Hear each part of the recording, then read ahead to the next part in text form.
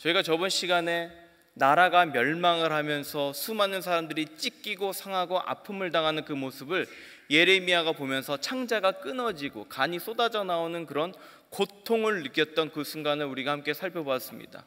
그렇게 이들은 포로가 되고 끌려갔으며 세월이 흐르고 이제 자유하게 되는 놀라운 칙령이 발표되는 그 순간이 바로 이 1절 말씀, 2절 말씀입니다.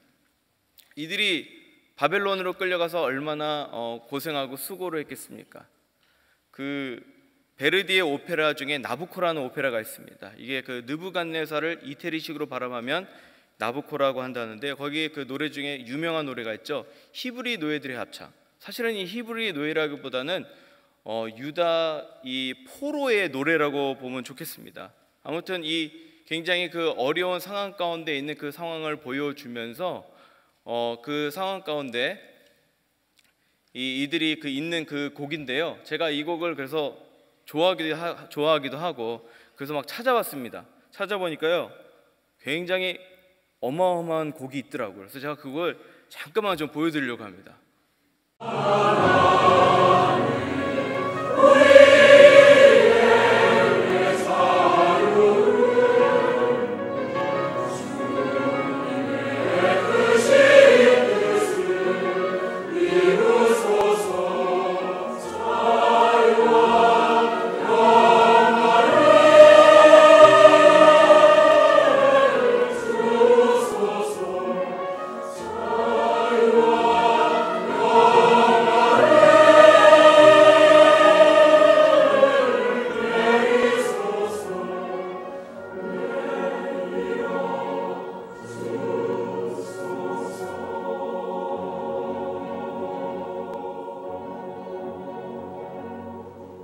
어디서 좀 많이 본 듯한 노예들이 좀 있죠? 어디서 많이 본 듯한 포로들이 있어서 저도 인터넷 뒤지다가 깜짝 놀랐습니다. 아니면 저분들이 저기서 저런 몰골을 하고 보니까 뭐 베델 연합 성가대 이렇게 타이틀이 돼 있더라고요. 그래서 참 보고 깜짝 놀랐는데, 아마 이 찬양 불러보셨으니까 포로된 자의 심령을 조금이라도 좀 이렇게 알지 않으실까 싶습니다. 사실 이 찬양은 배경이 되는 건 이제 시편 말씀이죠. 시편 137편에 보면 우리가 바벨론의 여러 강변 거기에 앉아서 시온을 기억하며 울면서 노래한 내용이 이 시편에 나옵니다. 이렇듯 이들이 이렇게 앉아가지고 울면서 노래하면서 참 이 서러운 시기 아니겠습니까? 나라를 잃어버리고 이 힘든 가운데 있던 이 민족인 것이죠. 그런데 이러한 바벨론에 또 물론 끝이 다가옵니다. 그 끝이 다가오게 되는데 어떻게 다가오는 것인가? 바로 이 바벨론 제국 그 다음에 등장하는 이 메대와 바사, 그리고 이것이 연합돼서 나중에 페르시아 제국이 됩니다. 그렇게 돼서 이 페르시아가 등장하게 되는데요. 이 페르시아의 특히 이제 페르시아가 제국이 되게 만든 이 인물이 누구냐면 이 고레스라는 인물입니다. 이 고레스라는 인물은요, 이 메대와 뭐 바사 보면 거기 보면 이제 뭐 수사도 있고 한데 그 엘림이라는 그 조그만 지역에서 그가 이제 좀 권력을 가졌던 그런 자인데, 그가 나중에는 이 모든 것들을 다 통합하게 되는 그러한 일을 하게 됩니다. 그래서 성경에 보면요, 이 메대와 바사라는 단어가 자주 등장을 합니다. 그 다니엘서도 보고 메대와 바사의 고치지 아니하는 규례라고 말하고, 또 에스더스를 보도 바사와 메대의 뭐 장수들, 계속 바사, 메대, 바사라는 이야기를 자주 하는데요. 그 이유는요, 방금 전 지도에서 보셨지만 이 메대와 바사는 사실은 그 당시에는 도시국가의 형태였습니다. 즉 우리가 잘 아는 그리스가 있죠. 그리스 안에 아테네가 있고 스파르타가 있고 다 도시국가들 아니었습니까? 이렇듯 도시국가의 형태로 존재하던 그런 나라였던 것입니다. 그렇기 때문에 이 도시국가로서의 존재하던 나라가 나중에 이제 합쳐지게 되는 것이죠. 근데 거기에 이제 등장하게 되는 왕이 고레스 왕입니다. 키루스 2세라고도 하는데요. 이 고레스 왕은 굉장히 유명한 분입니다. 특별히 오늘 에스라 1장 1절 2절 말씀에 모든 유다 민족에게 자유를 준 분이 바로 이 고레스 왕이 되겠는데요. 그렇기 때문에 특히 이분을 아주 그냥 성인시 취급하는 또 하기도 합니다. 그래서 이 고레스 왕이 지금 그의 무덤과 또 그의 그 여러 가지 옷들을 지금 보여주고 있는데, 사실 이 고레스 왕이 등장하게 된 이 신화가요 굉장히 다양하더라고요. 뭐 여기 책 봐도 저기 책 봐도 뭐 인터넷 뒤져도 뭐 동일한 게 없습니다.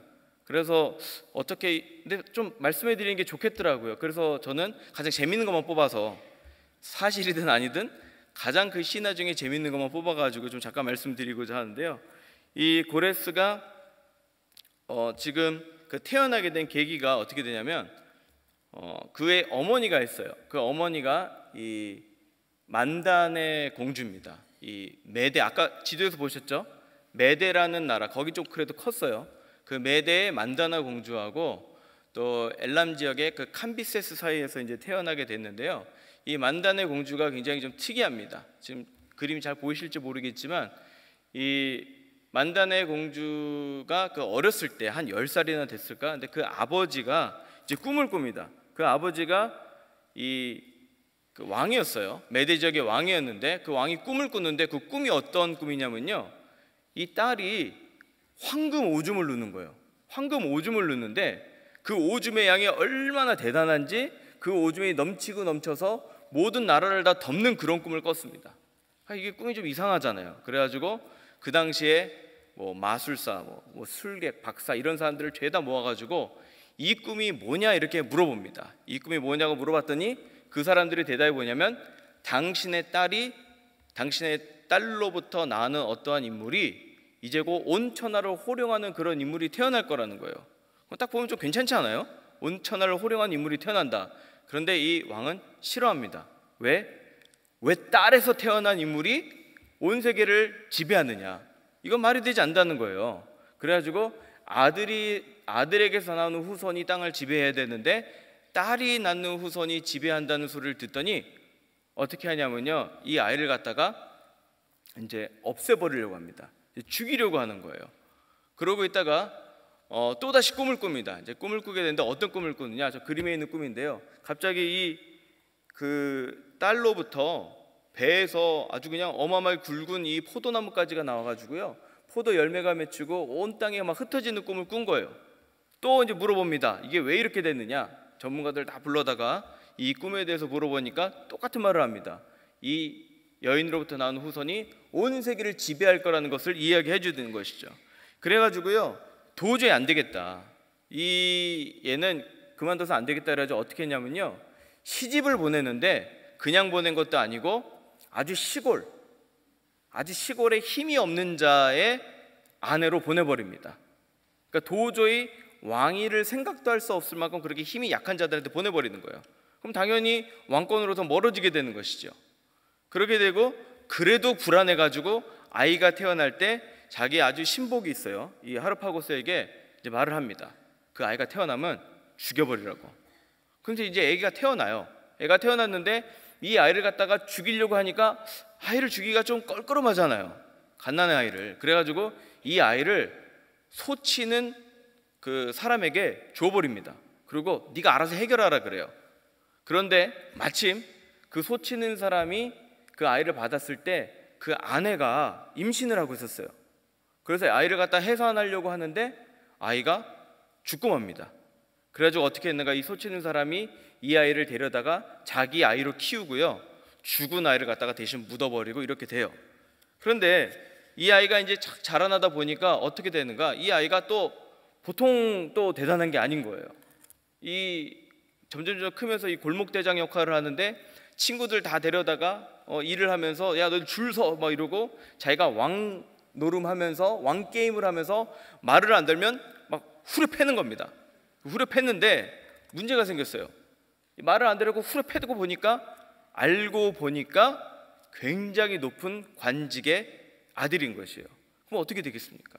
뻔한 드라마 아니에요? 와가지고 네가 뭔데 내 새끼를 때렸느냐 이러면서 뺨 한번 때리겠고 무릎 꿇어라 막 이런 장면들이 막 연출될 것 같은데, 너무 화가 나가지고 왕한테 일러버려요. 그러니까 실질적으로는 고레스의 외할아버지죠, 죽이라 그랬다. 왕한테 일렀더니 왕이 오라 그럽니다. 그래서 어떤 버르장머리였고 얼마나 대범한 아이길래 그런가 딱 보니까요, 애를 딱 보는 순간에 어때요? 애가 내 딸하고 똑같이 생긴 거예요. 참 대단한 거, 이 핏줄은 속일 수가 없는 거예요. 내 딸하고 똑같이 생긴 거예요. 아무래도 이상해가지고 이런 대범함, 나를 닮은 대범함 같은데 생긴 거는 내 딸하고 똑같이 생겼으니까 도저히 안 되겠어가지고 그 명령을 했던 하르파고스를 데려옵니다. 너 어떻게 된 거냐? 그랬더니 왜 안 죽였냐? 그랬더니 어떻게 된 거냐? 그랬더니 나는 내가 죽이지 못하고 이 소치는 사람에게 맡겼다. 또 이제 그 사람 불러옵니다. 도대체 어떻게 된 거냐 물어봤더니 내 아이가 죽어서 대신 키웠다. 너무 좋잖아요. 이렇게 용맹스럽고 아주 정말 이 왕노릇 잘할 것 같은 손자가 지금 건강하게 커갖고 돌아온 거잖아요. 그런데 마음에 안 들어요. 왜? 딸에게서 난 후손이잖아요. 얼마나 한 맺히는 거예요. 딸에서 나온 후손이라고 외할아버지가 이 아이를 갖다가 그냥 다 시골로 보내버립니다. 그러니까 부모가 있는 시골로 보낸 거예요. 이제 그래가지고 이 아이가 그곳에 가서 크는데요. 여기서 굉장히 끔찍한 일이 일어납니다. 무슨 일이 일어났냐면요, 자기 신복 부하인 이 하르파고스한테 명령을 했었잖아요. 아이를 죽이라고. 근데 명령을 안 지켰잖아요. 그래서 하르파고스하고 모든 대관들을 다 부르고 그 아들까지 불러가지고 잔치를 우선 벌여요. 잔치를 벌이는데 딱 음식을 이제 막 먹고 있습니다. 막 먹고 있는데 맛있게 이제 고기를 먹고 있는데 광주리가 딱 나와요. 근데 광주리에 딱 나와서 열어보니까 자기 아들이 거기 누워 있는 겁니다. 아들의 시신이 있는 거예요. 이 왕이 자기의 명령을 따르지 않는 하르파고스의 아들을 죽이고 그것으로 음식을 만들어서 그 아비에게 먹인 겁니다. 근데 그 당시에는 왕이 뭐였어요? 신이잖아요. 신의 명령에 거역하고 신의 명령에 감정적으로 대처하면 완전히 몰살당하는 거 아닙니까? 그래서 눈물 한 방울 안 흘리고 무릎 꿇고 빌었다 그래요. 무릎 꿇고 빌면서 어떻게 했겠습니까? 마음에 칼을 갈게 된 겁니다. 마음에 칼을 갈게 되고 이제부터 조심스럽게 반란을 이제 계획을 하는 것이죠. 그래서 그때부터 계속 고레스 왕하고 이야기하고 내통하고 이제 이렇게 하다가 때가 돼가지고 이제 하르파고스에게 왕이 명령을 합니다. 이 외할아버지가 보니까 자기 손주 외손주가 가만히 시골에 놔두는데 점점 나라가 크고 점점 군사를 많이 모으는 거예요. 안 되겠는 거예요. 도저히 안 되겠다. 내 왕권을 위협할 것 같다. 내 외손자 쳐버려라. 이래가지고 하르파고스에게 전군을 줘가지고 돌격 앞으로를 시킵니다. 그래서 막 가는데 어떻게 되겠어요? 한나라 메데 왕국의 모든 군사를 데리고 투항해버려요. 고레스한테 가갖고 나는 이제 너의 것이다. 네 마음대로 하라. 그래서 하루아침에 이 외할아버지는 전 군사를 잃어버리게 됩니다. 그래가지고 고레스가 하루아침에 어마어마한 군사를 얻게 되면서 그때 이 엘람이란 지역의 작은 곳의 왕이었던 이 왕이 하루아침에 어떻게 되겠어요? 메데와 바사와 그 모든 주변국들을 갖다가 하루아침에 다 갖게 된 거예요. 그러니까 고레스는요 정말 하루아침에 이 모든 나라를 다 얻게 됩니다. 그래서 이 고레스를 갖다 이렇게 얻게 됐는데 이 사람이 또 아주 특별나요. 어떤 예화가 있었냐면 이 젊은이들을 막 모아다가 엄청나게 힘든 일들을 막 시켰어요. 노이처럼 막 부려먹는 거예요. 일을 많이 시키니까. 그러고 나서 그 다음날 딱 이제 야 고생 많이 했다. 오늘 어마어마하게 파티를 열 테니까 니들 친구들 다 데리고 와라. 이제 파티를 엽니다. 그래서 막 파티에서 막 맛있게 먹고 재밌게 놀고 있어요. 그래서 이제 다들 분위기가 막 좋아질 무렵에 딱 물어봅니다. 너희들 어제처럼 노예처럼 일하는 게 좋으냐? 아니면 이렇게 잔치하는 게 좋으냐? 당연히 뭐가 좋겠어요? 잔치가 좋잖아요. 그때 한마디 합니다. 메대에 노예처럼 살 것이냐? 아니면 자유롭게 살 것이냐? 선택하라. 그래가지고 그날 선택해가지고 이제 막 전쟁이 막 일어나게 된 거예요. 이래가지고 고레스가 한 번에 페르시아 지역을 갖다가 완전히 점령하게 되고 그 점령하게 된 고레스가 이제 어디로 가는 거예요? 어디로 갑니까? 바벨론으로 이제 가게 되는 이야기입니다. 그래서 이제 바벨론 쪽으로 가게 됩니다. 그래서 이제 저 수사 지역 그리고 엘림 지역에 있던 그 이 조그만한 지도자가 저 어마어마한 지역을 갖다가 다 가지게 되고 그 다음에 이제 바벨론 지역으로 이제 옮기게 되는 것이죠. 그렇게 해서 가게 되는데 이 바벨론을 저번 시간에 우리가 이야기했지만 바벨론이 어마어마한 규모였죠. 어마어마한 규모인 것뿐만 아니라 이 바벨론은요 난공불락이라고 불릴 정도로 도저히 뚫을 수가 없는 그런 곳이었습니다. 특별히 이 성이요 한쪽 벽 길이가 뭐 14마일, 총 둘레가 56마일이었다고 그렇게 이야기를 합니다. 그리고 벽이 그냥 1중이 아니고요, 2중, 3중으로 돼가지고 도저히 이 벽을 누구도 건들 수 없는 그러한 곳이 바로 이 바벨론의 성이었습니다. 그러니까 이게 난공불락의 그런 성이었던 것이죠. 그런데 이 성을 갖다가 공격하려고 보니까 되겠어요, 안 되겠어요? 안 되는 거예요. 근데 한 가지 기억하셔야 될 게 뭐냐면요, 지금 고레스 왕이 그 전에 조만한 나라의 왕이었잖아요. 큰 나라를 가졌잖아요. 그런데 큰 나라를 가졌음에도 불구하고 돈이 없었어요. 왜냐하면 이 페르시아 지역 자체가 돈 있는 나라가 아니었습니다. 그럼 어마어마한 부는 다 어디 있었을까요? 다 이 바벨론 쪽에 있었고, 그리고 그 당시에 터키 지역에 모든 부가 다 몰려 있었습니다. 그러니까 돈도 한 푼도 없는 이 사람이 지금 와가지고 바벨론을 갖다가 정복한다 그러니까 바벨론에 있는 사람들이 어떻게 여겼겠어요? 완전히 무시한 거예요. 완전히 무시하고 이러니까 이제 화가 난 거죠. 그래가지고 자기가 아끼는 하얀 말들 4마리를 가지고 이제 1년 동안 그 주변을 갖다가 순회하면서 어떻게 할까 고민을 하고 이러다가 이 유프라테스 강을 건너다가 자기가 아끼는 말이 거기서 물에 빠져서 죽고 맙니다. 근데 너무너무 화가 난 거예요. 내가 사랑하는 말이 물에서 죽어버리더니. 그래가지고 어떤 결단을 내려버렸는가, 강의 상류회를요 쪼개가지고 100갈래로 쪼개버립니다. 강의 상류회 100갈래로 쪼개고 물이 절대 모이지 못하도록 분풀이를 해버리는 거예요. 근데 왜 그랬느냐, 그 이유는 그렇게 물에서 원정을 가는데 넘어지거나 뭐가 일어나면 이게 한마디로 재수가 없다는 겁니다. 그래서 그 재수를 없애기 위해서 물길을 갖다가 100갈래로 쪼개는 그런 일이 일어나요. 그럼 물길이 100갈래로 쪼개면 어떻게 되겠어요? 점점 내려가는 물이 줄어들게 되죠. 이게 어마어마한 사건을 나중에 또 일으키게 됩니다. 그래서 이 바벨론이 참 대단한 나라였고, 또 이 바벨론을 페르시아가 치러 갔는데 사실 페르시아는 아무 힘도 없는 나라였습니다. 그 바벨론 성에 관한 영상 잠깐 보시죠. 때와 모르타르를 넣음으로써 접착력과 강도를 높였습니다. 그렇게 높이 14m, 육중한 성벽은 도시 외부는 물론 왕궁과 신전이 있는 도시 중심부를 겹겹이 에워쌌습니다.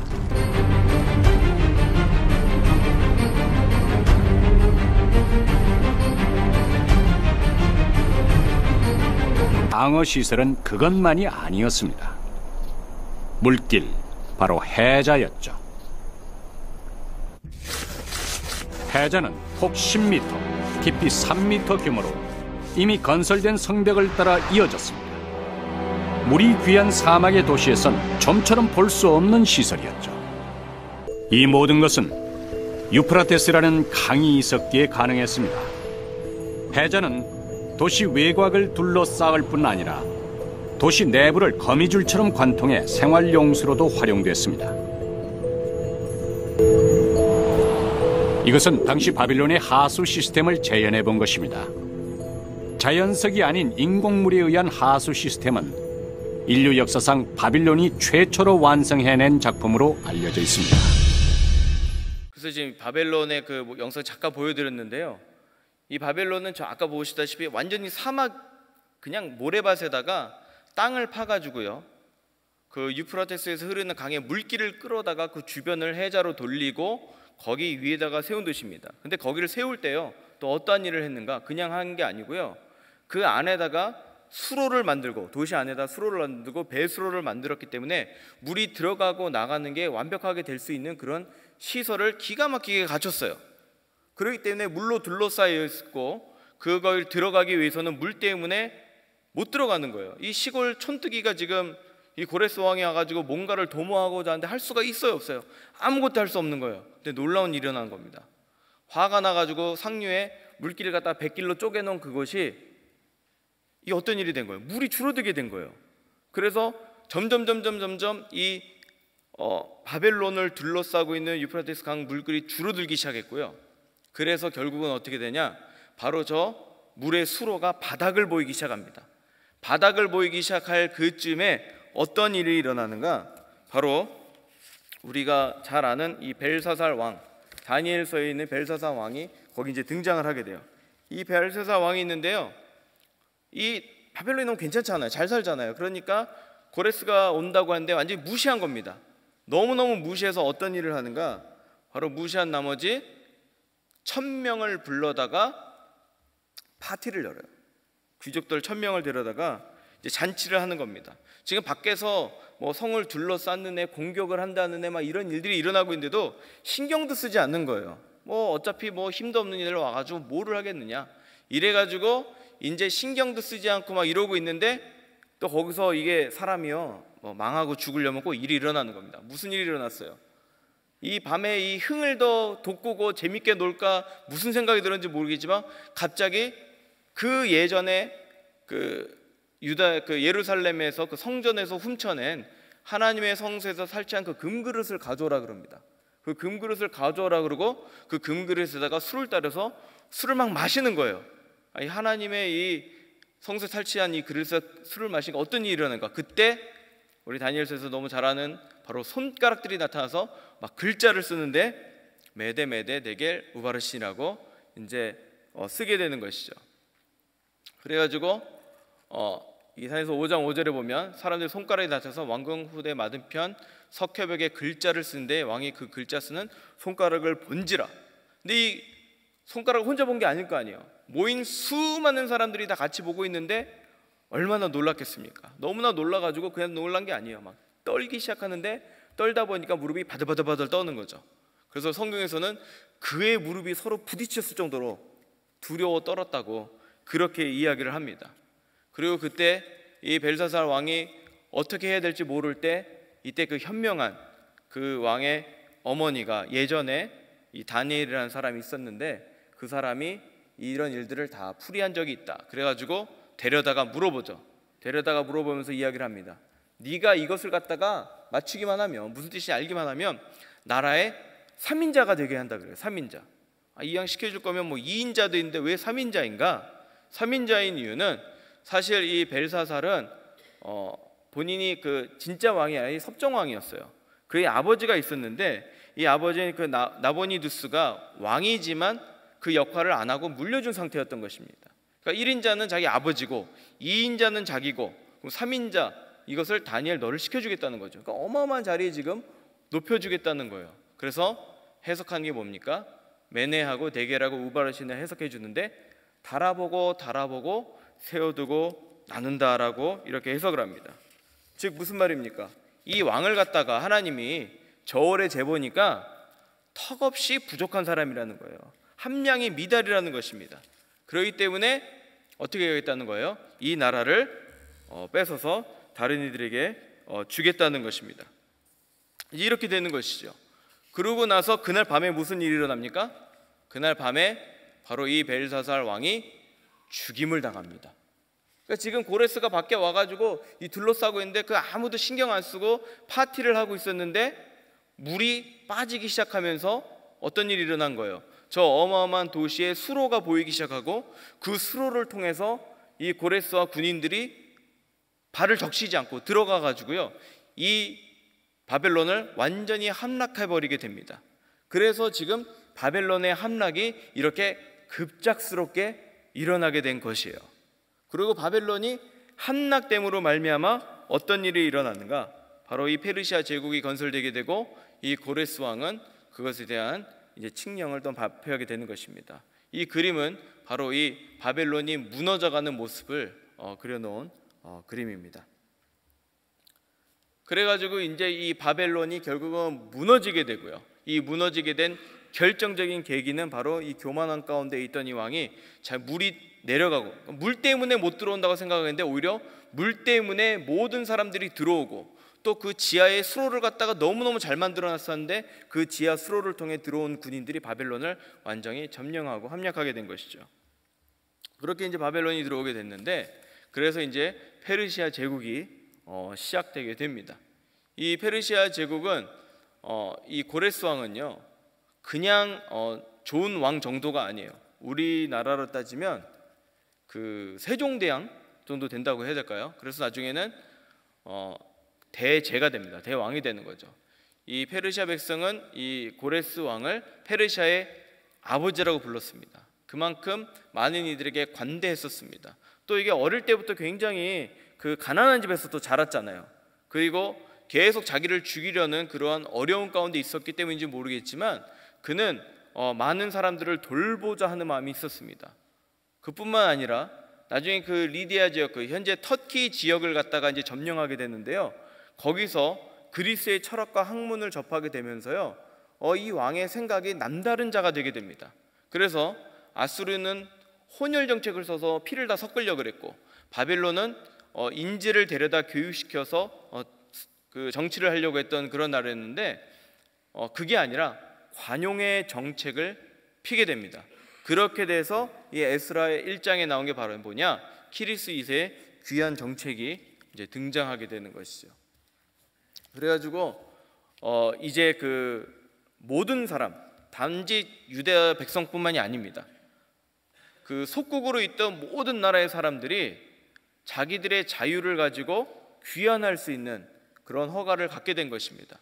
뿐만 아니라 집이 아니고 고향으로 돌아가도 되고, 아니면 그냥 현재 살고 있는 데 살 수 있는 그런 거주의 자유를 얻게 됩니다.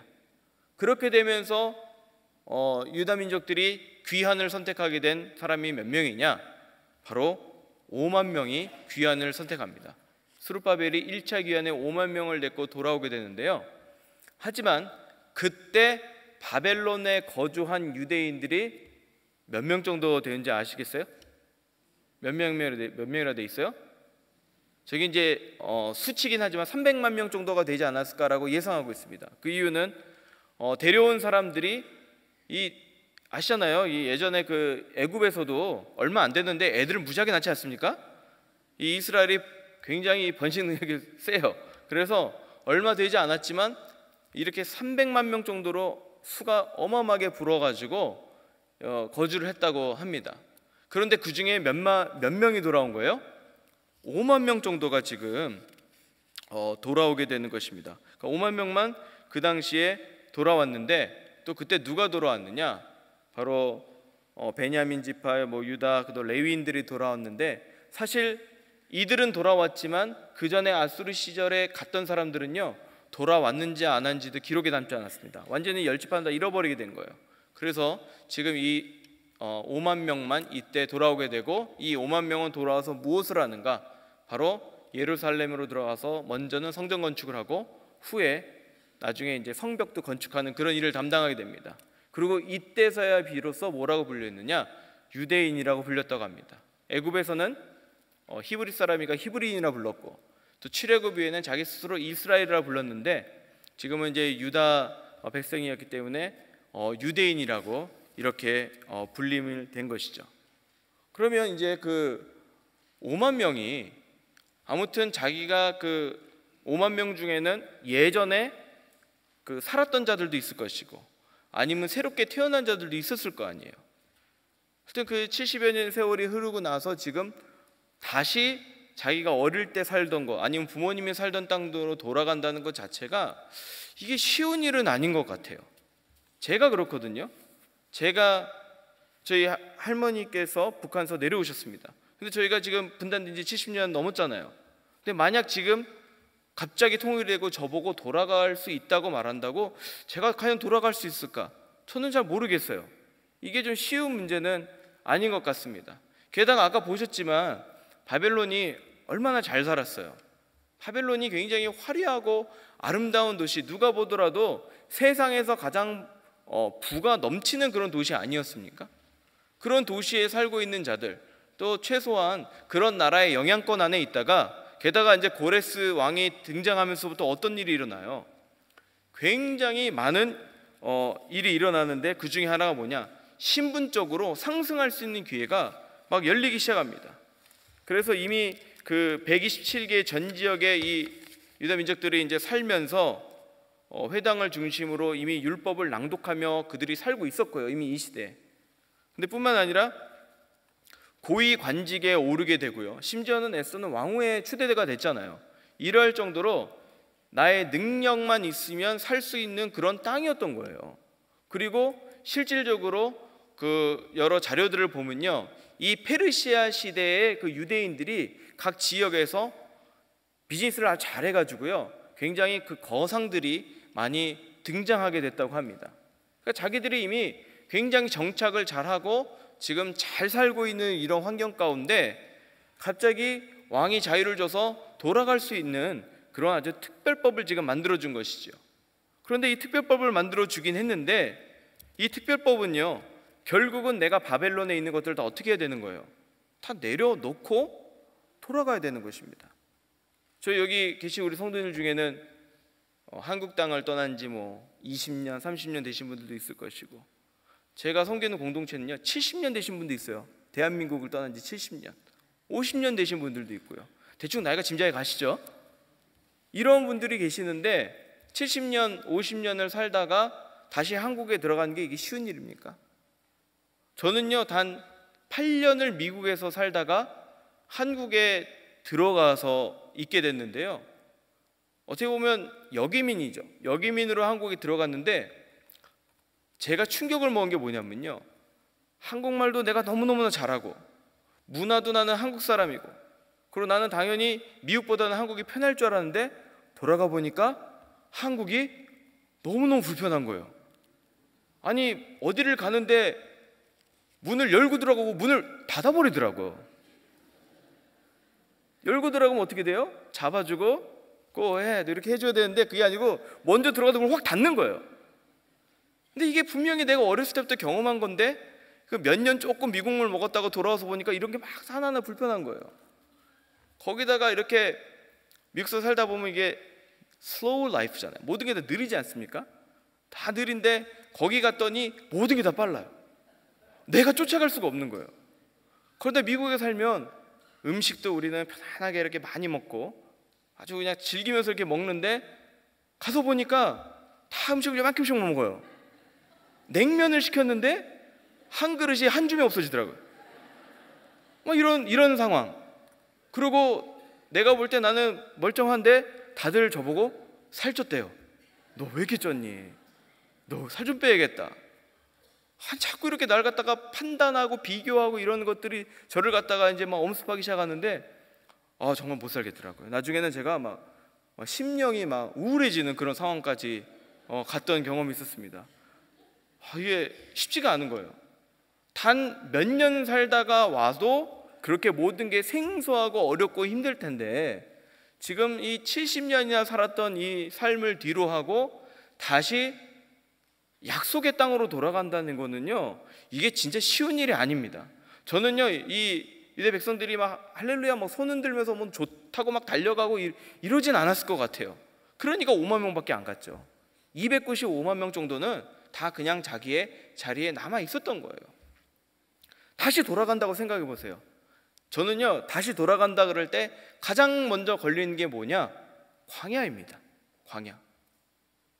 이들이 이제 광야를 가는데 이 광야가 얼마의 길이가 되냐? 1500km가 넘는 아주 긴 거리라고 해요. 그런데 이 길도 그냥 길이 아니고 너무 위험해가지고 도둑들도 많고 막 힘든 그런 길이라고 합니다. 이 광야를 다시 들어간다는 것만큼 힘든 일이 또 있을까라는 생각이 듭니다. 이스라엘에게 있어서 광야는 어려운 곳이었잖아요. 그 조상들이 출애굽을 하고 걸어갔던 길이 광야였고 심지어는 포로가 돼가지고 끌려 나와가지고 광야길을 걸어서 바벨론까지 왔었고 그러한 고난과 고통의 길이 뻔하고 그 길이 쉽지 않다는 것을 아는데도 불구하고 다시 이 광야로 들어간다는 것은 이게 쉬운 일이 아닙니다. 그런데 이 5만 명 중에는요, 이 에스라 1장 5절의 말씀처럼 하나님께 감동을 받고 올라가서 예루살렘의 여호와의 성전을 건축하고자 하는 자가 다 일어났다라고 합니다. 300만 명 중에 5만 명은요 기뻐하면서 일어나가지고 돌아가자라는 자가 분명히 있었다는 거예요. 그리고 그들이 돌아가기 소원을 했고 돌아가게 됩니다. 이런 일이 일어난 것이죠. 도대체 이들은 왜 광야를 걸어서 다시 돌아갔을까요? 이게 이 불을 지피는 것 같은 그런 고통 아니겠습니까? 제가 저번 몇 달 전에 캄보디아를 갔습니다. 이 캄보디아를 갔는데요, 저는 그 캄보디아를 그때 간 이유가 10월 달에 저 일부러 간 이유가요, 제일 시원할 때라 그래서 갔어요. 근데 가서 보니까요 죽겠더라고요. 이게 사람이 살 수 있는 온도가 아닌 거예요. 얼마나 더운지 저 같은 경우는 막 그 숨을 쉬기 힘들 쫓아고요. 그리고 같이 갔던 우리 황순현 장로님 거기서 앞으로 사셔야 될 분인데 온몸에 그냥 힘이 다 빠지셔가지고 정말 온몸이 다 처져 계세요. 너무너무 힘들어 하시는 거예요. 그러니까 이게 그 뜨거운 곳에 있는 것 자체가 육신이 너무너무 힘들고 어렵더라고요. 근데 그럼에도 불구하고 장로님 도대체 여기 왜 살려고 하세요? 여긴 장로님 체질하고 안 맞습니다. 제가 돌아가서 선교 좀 옮겨드려야 될 것 같다고, 도저히 장로님 여기서 사실 게 아닌 것 같다 이렇게 말씀드렸더니 장로님 말한 게 뭐냐면 이곳에서 이 아이들에게 복음을 전하고 이곳의 아이들이 예배하게 하는 게 꿈이라 그러시더라고요. 더불어서 아내가 여기 있기 때문에 갈 수가 없대요. 그런 상황 가운데 계시는 거예요. 참 그런 것 같습니다. 이 광야길을 갔다가 건너가게 된 이유가 뭡니까? 광야를 건너가고 내가 가지고 있는 모든 거 다 챙겨갈 수도 없는 상황이잖아요. 1500km를 걸어서 간다면 내가 가진 소유를 갖다가 다 놔두고 갈 수밖에 없는 그런 상황인데 그 길을 가게 되는 이유가 무엇이냐는 겁니다. 그 길을 가게 된 이유는 바로 그 길 끝에 뭐가 있기 때문이에요? 하나님을 향한 예배, 하나님을 향한 그 성전, 그 하나님의 성전의 재건이 기다리고 있기 때문에 바로 그는 그 길을 갈 수밖에 없는 것이라는 거죠. 그렇기 때문에 이 예배가 있고 그곳에 그 성전이 있기 때문에 이 회복을 위해서 그들이 가게 된 것입니다. 그리고 그들이 광야를 건너게 되고 광야를 건넌 이들은 결국은 어떻게 되는가? 에스라 3장 11절 말씀을 저희가 같이 읽겠습니다. 하나님의 예배와 영광을 사모하는 자들이 지금 기초돌을 놓으며 여호와를 찬양하며 큰 소리로 즐거이 부르며, 지금 돌아와가지고 지금 성전을 다 지은 것도 아니에요. 지금 기초돌을 놓으면서 막 즐거워하는 겁니다. 왜 즐거워하겠어요? 왜 즐거워하겠습니까? 예배의 기쁨을 이들이 알기 때문에 즐거워하는 거 아니겠어요? 이 성전에 임할 그 하나님의 영광을 생각만 해도 즐겁기 때문에 이들이 지금 이렇게 막 즐겁게 막 지금 찬송하며 하고 있는 것입니다. 그런데요, 이 일이 일어나고 있을 때 바로 그 다음 절을 보면 어떤 일이 있냐면요, 70년 전에 그 솔로몬의 성전을 봤던 사람들이 나이가 그렇게 들고 나서 이제 돌아와가지고요, 이 기초돌을 놓으면서 막 웁니다. 그 하나님의 영광이 그립고, 그리고 그 영광을 우리가 다시 채우지 못할 것이 서러워서 그 눈물을 흘리는 그런 모습이 나옵니다. 그래서 나이 들으신 분들은 우시면서 이 기초돌을 세우고, 젊은이들은 막 즐거워서 기초돌을 세우는 이런 일들이 일어나는 것이죠. 그 이유가 무엇이냐? 바로 이 성전의 회복은, 바로 하나님께서 이 성전의 회복이 일어나면 어떤 일이 있다고 하셨냐면, 학계 2장 7절이 있으면 학계 읽겠습니다. 또한 모든 나라를 진동시킬 될 것이며 모든 나라의 보배가 이르니 내가 이 성전의 영광이 충만하게 하리라. 만군의 여호와의 말입니다. 이 성전에 뭐가 충만하다고요? 하나님의 영광이 충만할 것이라고 지금 약속해 주고 계세요. 지금 그 고난과 어려움과 힘듦의 길을 건너서 온 자들은 무엇을 누릴 것이랍니까? 하나님의 영광을 누리며 이들이 살 것이라고 지금 약속해 주시는 거예요. 근데 이것만 약속해 주시는 것이 아닙니다. 바로 그 다음 절에 보면요, 또 어떤 말씀을 하시냐면요, 함께 읽겠습니다. 이 성전의 나중 영광이 이전 영광보다 크리라. 만군의 여호와의 말이니라. 내가 이곳에 평강을 지리라. 만군의 여호와의 말이라. 지금 무슨 말을 하고 있습니까? 지금 이 성전의 영광이요, 이 성전의 영광이 또 어마어마하지만 그 나중 성전의 영광이 더 크다는 것입니다.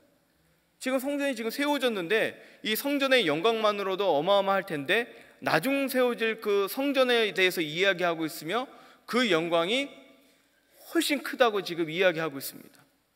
그 나중 세워진 그 성전은 헤롯의 성전을 이야기하는 게 아니죠.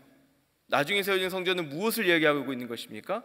바로 예수 그리스도를 인해서 세워진 그 성전을 이야기하고 있는 것입니다. 그뿐만이 아니에요. 그 성전에 어떻게 되냐, 베드로전서 보면 이렇게 말씀합니다. 같이 읽겠습니다.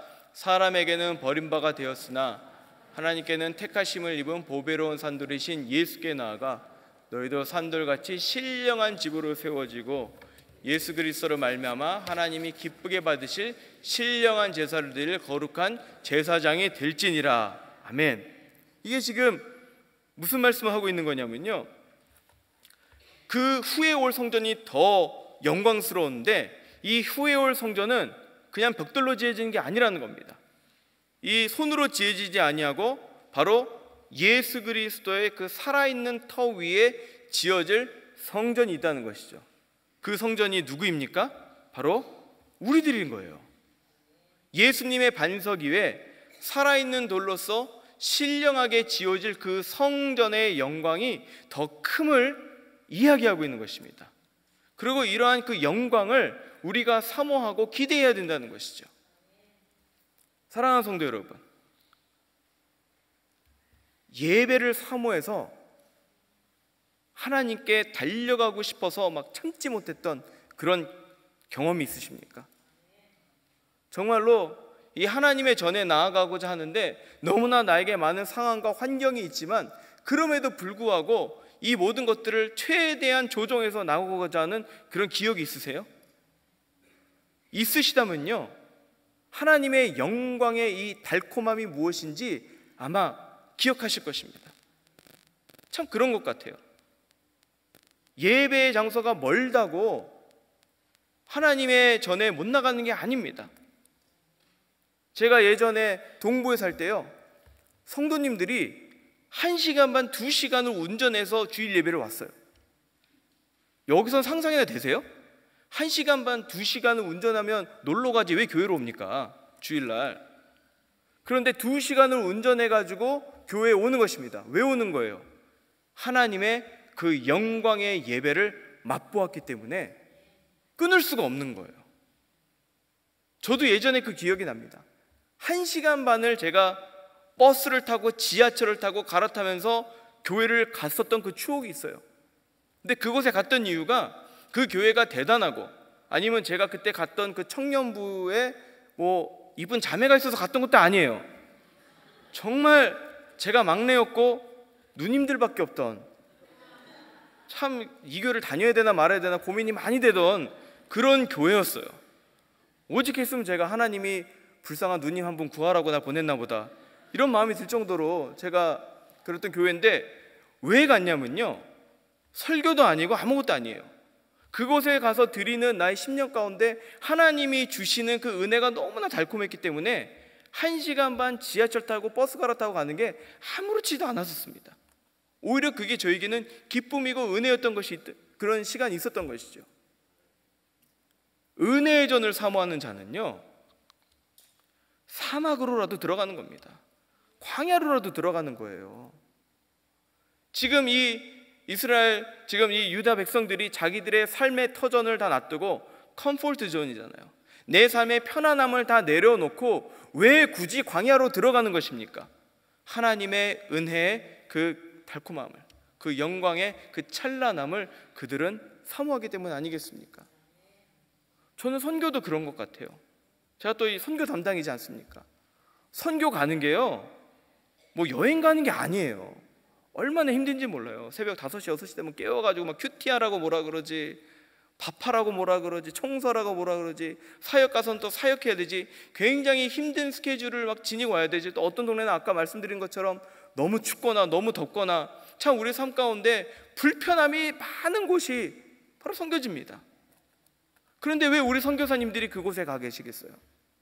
왜 우리 선교사님들이 그 땅에 가가지고 내 자녀들이 학교도 제대로 다니지 못하는, 그 제가 아는 선교사님은요, 아이들을 국제학교를 보낼 돈이 없어가지고 현지 학교를 다 보냈어요. 그랬더니 그 현지 학교에 간 아이가요, 적응을 못하는 거예요. 정신적으로 적응을 못하는 거예요. 우울증이 생기는 거예요. 그러한 아주 끔찍하고 슬픈 것을 바라보면서도 이 선교사님은 그곳을 사랑하고 그곳을 품고 정말로 사막에 들어가는 것 같고 광야를 들어가는 것 같고 뜨거운 불을 지나가는 것 같은 이러한 고통이 있지만 왜 그곳에 가서 그곳을 섬깁니까? 바로 그 예배가 없는 그 땅에 예배가 세워질 그 영광의 순간을 사모하기 때문에 인간적인 어려움과 고통은 뒤로 하고 광야로 담대하게 걸어 들어가는 것입니다.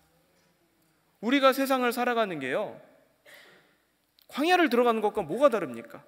오늘은 좀 편안한 것 같지만 당장 내일은 힘들 수밖에 없는 삶이고요, 예배의 전을 지키고 살아가는 것 자체가 힘든 나의 스케줄을 갖다가 다 조정해야 되고, 심지어는 휴가도 포기해야 되는 그 여러 가지 상황이 생길 수 있는 것이 바로 이 예배의 전을 지키는 것 아닙니까? 그럼에도 불구하고, 광야를 들어가는 것 같음에도 불구하고 우리가 담대히 들어갈 수 있는 그 이유는 바로 그곳에 있는 하나님의 영광입니다. 바로 그곳에 있는 하나님을 향한 예배 때문인 것입니다. 사랑하는 성도 여러분, 어떻게 이 풀무불과 같은 광야에 들어가서 견디고 살아날 수 있냐고요?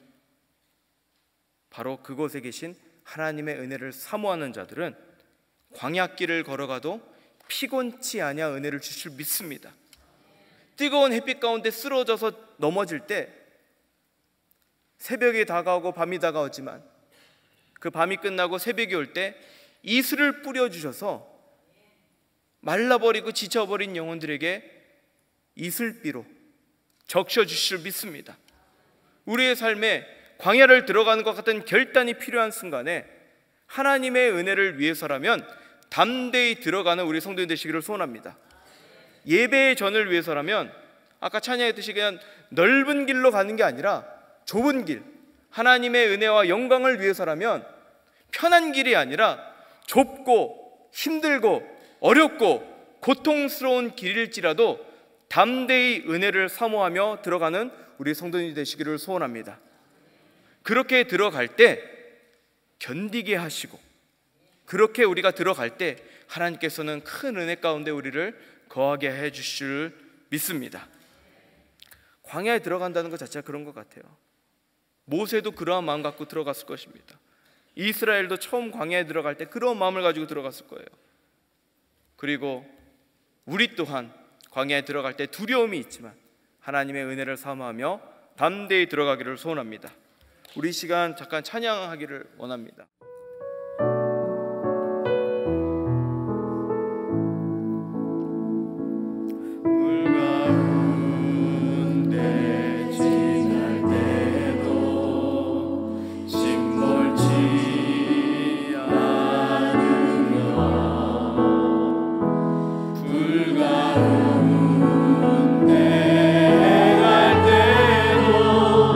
너를 삼지 못하게